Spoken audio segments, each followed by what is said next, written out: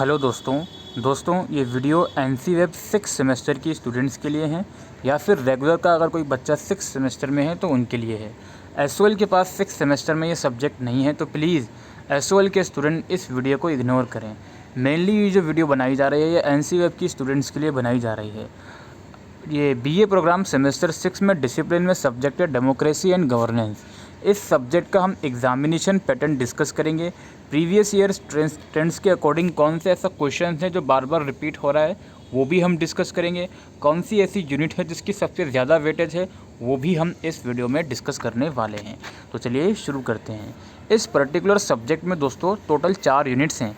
Unit 1 आपका जो सरकार का प्रोसेस होता है और स्ट्रक्चर होता है उसके बारे में आपको पढ़ाया जाएगा कि डेमोक्रेसी का इंडियन मॉडल क्या है, पार्लियामेंट क्या होता है इंडिया के अंदर, पार्टी पॉलिसीज़ क्या होती हैं और इलेक्टोरल बिहेवियर क्या होता है, फेडरलिज्म क्या होता है और सुप्रीम कोर्ट और जुडिशियल एक्टिविज़म इंडिया के अंदर क्या होता है, लोकल गवर्नेंस की कौन कौन सी यूनिट्स होती हैं, ठीक है, जिसके अंदर आपका ग्रास रूट डेमोक्रेसी जिसे बोलते हैं, पॉलिटिकल कम्युनिकेशन क्या होता है, इसका nature, form and importance. Unit 2 के अंदर आपका है ideas, interest and institution in public policy. पहला कंटेंट तो ये है कि यार contextual orientation of policy design और इंस्टीट्यूशन ऑफ पॉलिसी मेकिंग के इंस्टीट्यूशन कौन कौन से हैं, रेगुलेटरी इंस्टीट्यूशन, ऐसे कौन से इंस्टीट्यूशन हैं जो रेगुलेट करते हैं, रूल्स एंड रेगुलेशन बनाते हैं, जिसमें सेबी है, ट्राई है, कॉम्पिटिटिव कमीशन ऑफ इंडिया है, कॉर्पोरेट अफेयर्स है।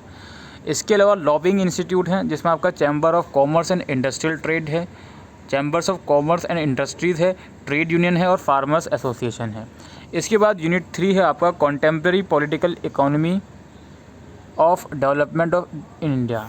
इसमें आपका पॉलिसी डिबेट है और mode of development in India की डेवलपमेंट का तरीका क्या क्या होना चाहिए, इसके ऊपर जो डिबेट्स होती हैं और लिबरलाइजेशन का जो ट्रेंड है रिसेंट वो क्या है इंडिया के अंदर, और ई गवर्नेंस। इसके बाद हमारा जो लास्ट यूनिट है वो है डायनेमिक ऑफ सिविल सोसाइटी।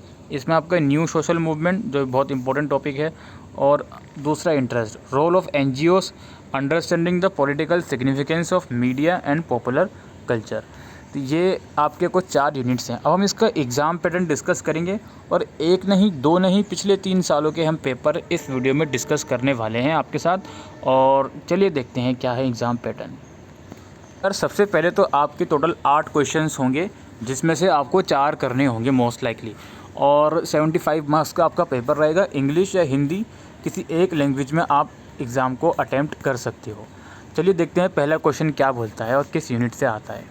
अच्छा, सारे ही क्वेश्चन इक्वल मार्क्स के हैं तो 18.75 मार्क्स का एक क्वेश्चन आपका रहेगा। पहला क्वेश्चन है India has parties but no party system, comment. Bharat में दल हैं लेकिन दलीय प्रणाली नहीं है, टिप्पणी कीजिए। अगेन यूनिट 1 में से ये क्वेश्चन आया है। क्वेश्चन नंबर 2 है discuss the powers and functions of the Indian parliament in changing political scenario. Do you agree that there has been a gradual decline in the role of parliament, comment. बदलते हुए राजनीतिक परिदृश्य में संसद की शक्तियों और कार्यों की विवेचना कीजिए। क्या आप सहमत हैं कि संसद की भूमिका में एक क्रमिक पतन हुआ है, टिप्पणी कीजिए। आपको लगता है कि यार ये जो पार्लियामेंट का रोल है इसमें डिक्लाइन आया है रिसेंट टाइम में, तो आप अगर आपको लगता है हाँ या ना उसके ऊपर ये भी आपको बताना है, और पावर्स एंड फंक्शंस क्या हैं पार्लियामेंट के करंट पॉलिटिकल सिनेरियो में या चेंजिंग पॉलिटिकल सिनेरियो में वो आपको बताना है। अगेन यूनिट 1 में से ही ये क्वेश्चन आया है। इसके बाद क्वेश्चन नंबर 3 है discuss the achievements and limitations of Panchayati Raj institution in India after 73rd constitutional amendment. 73वें संविधान संशोधन के उपरांत पंचायती राज संस्थाओं की उपलब्धियां और सीमाओं की विवेचना कीजिए। इसके बाद हमारा क्वेश्चन नंबर 4 है। क्वेश्चन नंबर 4 है हमारा India's is cooperative and competitive federal. In the light of this statement discuss the changing nature of Indian federal system. Bharat एक सहयोगात्मक एवं प्रतिस्पर्धात्मक संघीय राज्य है। इस कथन के संदर्भ में भारतीय संघीय व्यवस्था के परिवर्तनीय स्वरूप की विवेचना कीजिए। अगेन ये यूनिट 1 में से सही आया। यूनिट 3 इससे पहले जो हमने पंचायती राज वगैरह डिस्कस करा वो आपका इंस्टीट्यूशन लाइक यूनिट 2 में से आया था। तो अभी तक 4 क्वेश्चन डिस्कस कर चुके हैं जिसमें से 3 क्वेश्चन यूनिट 1 में से हैं और एक यूनिट 2 में से है, ठीक है। क्वेश्चन नंबर 5 है, what is public policy, evaluate the role of experts in the making of public policy. लोक नीति क्या है? लोक नीति के निर्माण में विशेषज्ञों की भूमिका का मूल्यांकन कीजिए। ये question number 5 public policy unit 2 में से आया है। पब्लिक पॉलिसी के बारे में आपसे पूछा गया है। Discuss the impact of policies of liberalisation on economic growth and poverty elevation.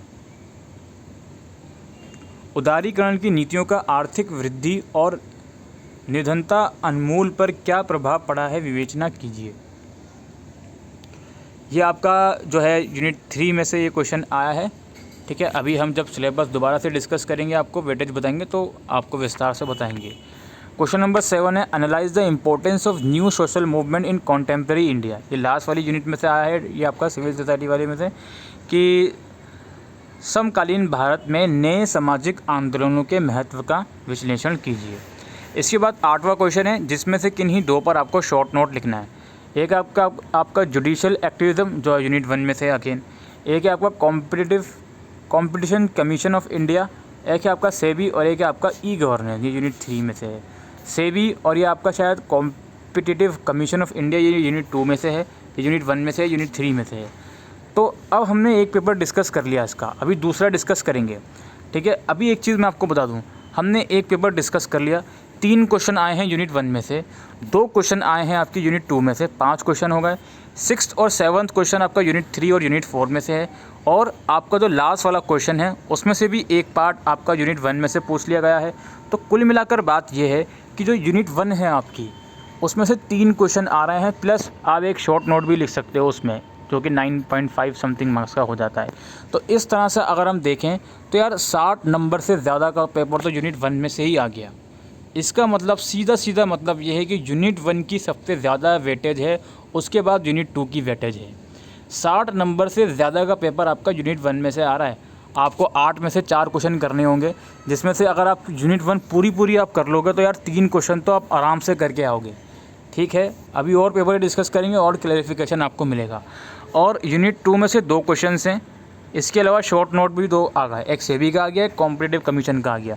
तो कुल मिलाकर अगर कहा जाए तो 60 मार्क्स से ज़्यादा का इसमें से भी आया है आपका, इसमें से भी आया है 60 मार्क्स से ज़्यादा का। ऑल दो सॉरी 60 का नहीं कहेंगे, 3 क्वेश्चन ही कहेंगे इसमें, बिकॉज 2 क्वेश्चन इसमें 18 मार्क्स के आए हैं और 3 क्वेश्चन इसका शॉर्ट नोट में से भी आ गया। तो कुल मिलाकर 54 मार्क्स का आप बोल सकते हो, 54 या 55 मार्क्स का इसमें से आया। तो सबसे ज़्यादा वेटेज जो है आपकी यूनिट 1 और यूनिट 2 की ही है। आप इसको बहुत आराम से बहुत थोरोली करके जाइएगा। यूनिट 1 के अंदर भी यार फेडरलिज़म वाला पार्ट और पार्लियामेंट के रोल, इसको तो ज़रूर से करके जाइएगा प्लीज़। फेडरलिज़म वाला पार्ट और पार्लियामेंट के रोल और पार्टी सिस्टम क्या होता है इंडिया का। यूनिट 2 के अंदर आपका ये जो रेगुलेटरी इंस्टीट्यूशन है, इसमें से शॉर्ट नोट में ज़रूर पूछ लिया जा सकता है, SEBI, try, competitive commission of India को, इन तीनों में से किसी को भी। और पॉलिसी मेकिंग क्या होती है, इसके इंस्टीट्यूशन कौन कौन से होते हैं, ये यूनिट 3 के अंदर लिबरलाइजेशन का जो पार्ट है ये बहुत इंपॉर्टेंट है, ये ज़रूर करके जाइएगा। यूनिट 3 के अंदर कुछ करो ना करो, लिबरलाइजेशन ज़रूर करके जाइएगा यूनिट 3 के अंदर। ई गवर्नेंस के ऊपर शॉर्ट नोट आ सकता है। यूनिट 4 जो आपका है, इसमें न्यू सोशल मूवमेंट के ऊपर एक पूरा चैप्टर आ सकता है, और role of media in political, मतलब पॉलिटिकल के अंदर मीडिया का क्या रोल है, इसके ऊपर शॉर्ट नोट आ सकता है। ठीक है, अभी तो हमने एक ही पेपर डिस्कस किया है, अब दूसरा पेपर भी हम डिस्कस कर लेते हैं। पैटर्न अगेन सेम है, 8 में से 4 ही क्वेश्चन आपको करने हैं। तो पहला क्वेश्चन ये है कि यार फंक्शन और रोल बताओ पार्लियामेंट का इंडियन डेमोक्रेसी में। वही है, भारतीय लोकतंत्र में संसद की भूमिका एवं कार्यों की विवेचना कीजिए। इसके बाद आपका है व्हाट इज़ जुडिशियल एक्टिविज्म, न्यायिक सक्रियता क्या है, highlight its role and significance in the Indian democracy, भारतीय लोकतंत्र में इसकी भूमिका एवं महत्व का प्रकाश डालिए। इससे पहले वाले पेपर में हमने देखा था कि जुडिशियल एक्टिविज्म पर शॉर्ट नोट आया था, उसके बाद अगले साल इन्होंने फुल फ्लेज क्वेश्चन ही पूछ लिया इस चीज़ का। ठीक है, तो इसको भी ज़रूर से करके जाना। ऑल्दो मैंने आपको बता ही दिया कि यार यूनिट 1 बहुत अच्छे से करके जाना, इसमें से यार कम से कम 3 क्वेश्चन तो बन ही रहे हैं आराम से। इसके बाद यूनिट क्वेश्चन 3 है, examine the tenets of Indian federalism, analyse the idea of cooperative federalism in the context of India, भारतीय संघवाद के लक्षणों का परीक्षण कीजिए, भारतीय संदर्भ में सहयोगशील संघवाद के विचार का विश्लेषण कीजिए। तो ये तीसरा क्वेश्चन भी यूनिट 1 में से आ गया है।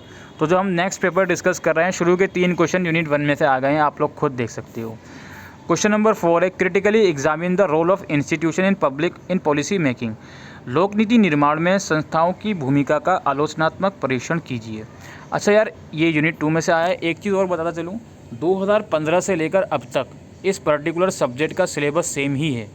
तो आप इस चीज़ से कंफ्यूज ना हो कि मैं पहले के पेपर डिस्कस कर रहा हूँ तो क्या है, ये ठीक है या नहीं। मैंने आप लोगों के साथ टू बी वेरी ऑनेस्ट 2018, 2019 और 2020 का पेपर मैं डिस्कस करूँगा। 18 का ऑलरेडी कर चुका हूँ, 19 का कर रहा हूँ, 20 का भी मैं आपके साथ करूँगा डिस्कस अभी। ठीक है, 4 क्वेश्चन होगा जिसमें से 3 यूनिट 1 में से और ये चौथा क्वेश्चन यूनिट 2 में से आया है। इसके बाद है analyse the role of farmers association in the present context. ये फार्मर्स एसोसिएशन, ये लॉबिंग इंस्टीट्यूट जो होता है उसमें से क्वेश्चन आया है कि वर्तमान संदर्भ में कृषि समूहों की विश्लेषण कीजिए इम्पोर्टेंस का। ठीक है, जो उनका रोल है। छुप गया ये 7/14 ने छुपा दिया उसको, कोई बात नहीं। 6th क्वेश्चन है, अगेन ये यूनिट 2 में से आया है। 6th क्वेश्चन है, what do you understand bye liberalism, how has economic liberalism helped in poverty alteration in India. एक बार यार इसको मैं ठीक से आपको दिखा देता हूँ। ये लीजिए, आप लोग देख लीजिए। 5th क्वेश्चन भी दोबारा से देख लीजिए। Analyse the role of farmers association in the present context, वर्तमान संदर्भ में कृषक समूहों की भूमिका का विश्लेषण कीजिए। और 6th क्वेश्चन हमारा था कि आर्थिक उदारीकरण से आप क्या समझते हैं, like economic liberalisation. Again liberalisation वाला क्वेश्चन है। और क्या आर्थिक उदारीकरण ने भारत में गरीबी उन्मूलन में सहायता प्रदान की है। Has economic liberalisation helped in poverty alleviation in India. तो ये 6th क्वेश्चन आपका है, ये यूनिट 3 में से आया है। 7th क्वेश्चन है, critically analyse the role of media in Indian democracy. भारतीय लोकतंत्र में मीडिया की भूमिका का आलोचनात्मक वर्णन कीजिए। 7th क्वेश्चन है आपका, लास्ट यूनिट में से आया है। और क्वेश्चन नंबर 8 है, जिसमें से किन्हीं 2 पर आपको शॉर्ट नोट लिखना है। ई गवर्नेंस यूनिट 3 में से आया है। Competition commission of India unit 2 में से आया है। सी वाला है सिविल सोसाइटी, जो कि लास्ट यूनिट में से आया है। मीडिया एंड डेमोक्रेसी, जो कि अगेन लास्ट यूनिट में से आया है। ठीक है, तो इस पर्टिकुलर क्वेश्चंस के बेसिस पर अगर हम वेटेज की बात करें तो अगेन यूनिट 1 में से आपके 3 क्वेश्चन आ गए हैं, इसका मतलब 54 मार्क्स के क्वेश्चन। यूनिट 2 में से आपके 2 क्वेश्चन आ गए हैं, इसका मतलब 36 मार्क्स के क्वेश्चन। यूनिट 3 में से बात करें तो 2 क्वेश्चन मैं कह सकता हूँ। एक क्वेश्चन तो ये आपका ये यूनिट 3 के अंदर आपका ये लिबरलाइजेशन वाला आ गया 18 मार्क्स का। और यूनिट 3 में से 2 शॉर्ट नोट आए हैं आपके, 2 हैं या 2 हैं, हाँ, ई गवर्नेंस और कॉम्पिटिटिव कमीशन ऑफ इंडिया। तो यूनिट 3 के भी 2 क्वेश्चन हैं और यूनिट 4 के भी 2 ही क्वेश्चन मैं कह सकता हूँ, बिकॉज एक क्वेश्चन यहाँ पे critically analyse the role of media ये वाला आ गया और 2 शॉर्ट नोट आपके सिविल सोसाइटी और मीडिया एंड डेमोक्रेसी पर आ गया। ठीक है भाई, तो ये इसी तरह का क्वेश्चन है ये। तो इस क्वेश्चन के अकॉर्डिंग भी यार यूनिट 1 की सबसे ज़्यादा वेटेज है और फिर यूनिट 2, 3, 4 इक्वल वेटेज ही दी गई है, बट यूनिट 1 की सबसे ज़्यादा ही वेटेज है। और लास्टली हम एक और पेपर डिस्कस कर लेते हैं आपका, वो OBE का पेपर है, वो देखते हैं किस तरह का आया है। उस पर्टिकुलर पेपर में नंबर ऑफ़ क्वेश्चंस कम रहेंगे, ठीक है, बिकॉज वो OBE का पेपर था। तो मैं एक बार ओपन कर लेता हूँ। तो ये आप लोग देख सकते हो, एक सेकेंड, ये आप लोग देख सकते हो। तो इसके अंदर भी हम लोग देख लेते हैं। इसमें OBE के पैटर्न थोड़ा अलग रहता था, 6 में से 4 करने होते थे, लेकिन आपका एग्ज़ाम ऑफलाइन है तो उसमें 8 में से 4 ही करने होंगे। तो पहला क्वेश्चन भी वही है यार, पार्लियामेंट के रोल और फंक्शन बता दो इंडियन डेमोक्रेसी में। तो देख लो यार, पार्लियामेंट वाला क्वेश्चन हर चैप्टर में आया है, हर साल आया, 18 में भी, 19 में भी, 20 में भी। और examine the powers and functions of supreme court in the context of judicial activism. Judicial activism के कॉन्टेक्स्ट में सुप्रीम कोर्ट के पावर्स एंड फंक्शन बताइए। ठीक है, न्यायिक सक्रियता के संदर्भ में भारतीय सर्वोच्च न्यायालय की शक्तियाँ और कार्यों की परीक्षण कीजिए। तो 2 क्वेश्चन यूनिट 1 में से आए हैं। अच्छा, what is public policy, explain the process of policy making. लोक नीति क्या है, नीति निर्माण की प्रक्रिया की व्याख्या कीजिए। और भारत में आर्थिक नीति के निर्माण में उद्योग और वाणिज्य चैम्बर्स की भूमिका का मूल्यांकन कीजिए। Evaluate the role of chambers of commerce and industry in shaping financial policies in India. ये यूनिट 2 में से आपका क्वेश्चन आया है। ठीक है, जो आपका इंस्टीट्यूट वाला पार्ट है।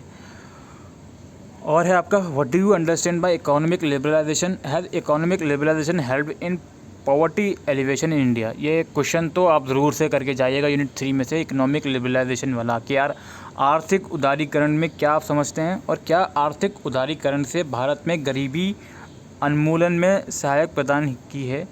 और लास्ट क्वेश्चन है, critically examine the significance of media in strengthening civil society and democracy. लोकतंत्र और नागरिक समाज में नागरिक समाज को मजबूत बनाने में मीडिया के महत्व का आलोचनात्मक परीक्षण कीजिए। तो इसमें 6 क्वेश्चन होते थे, इसलिए इसमें यूनिट 1 में से 2 ही क्वेश्चन आए हैं। इसमें नंबर ऑफ़ क्वेश्चंस कम रहते थे, उसके बाद भी यूनिट 1 की वैल्यू सबसे ज़्यादा है इसमें। तो इससे साफ साफ पता लगता है कि यार यूनिट 1 आप सबसे पहले पूरी करोगे, फिर यूनिट 2 करोगे पूरी, उसके बाद यूनिट 4 करना और फिर यूनिट 3 करना। यूनिट 3 के अंदर कुछ करो या ना करो, ये वाला क्वेश्चन ज़रूर से करके जाना। कौन सा वाला कह रहा हूँ मैं? इकोनॉमिक लिबरलाइजेशन वाला, ठीक है। और यूनिट 4 के अंदर यार मीडिया की क्या इंपॉर्टेंस है पॉलिटिकल को और डेमोक्रेसी को स्ट्रेंथ करने में, ये क्वेश्चन ज़रूर से करके जाना। और बस यही सब था दोस्तों आज की इस वीडियो में। आई होप ये वीडियो आपको यूज़फुल लगी हो, वीडियो को शेयर करिएगा। Thank you.